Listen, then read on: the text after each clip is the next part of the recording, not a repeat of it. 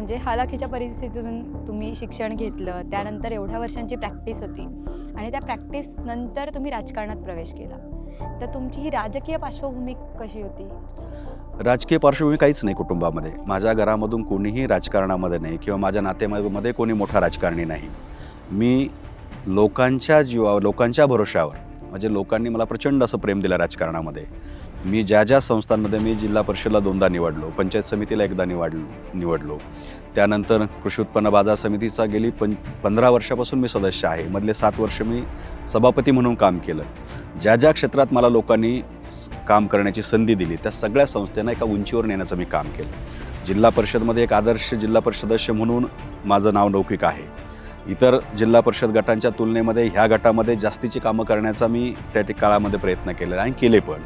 तसंच कृषी उत्पन्न बाजार समितीमध्ये काम करत असताना कृषी उत्पन्न बाजार समितीचं रूपडं बदललं. अनेक नवीन व्यापाऱ्यांना त्या ठिकाणी प्रवेश दिला किंवा त्यांच्या पायावर उभं केलं. जवळजवळ 50 ते 60 लायसन्स त्या ठिकाणी नवीन पोरांना दिली. ती त्यांच्या पायावर आज सक्षमपणे उभी आहे. आज त्या ठिकाणी बाजार समितीच्या आपण जर बघितलं तर कुठल्याही सुखसुविधा नव्हत्या, भौतिक सुविधा कुठल्याच नव्हत्या.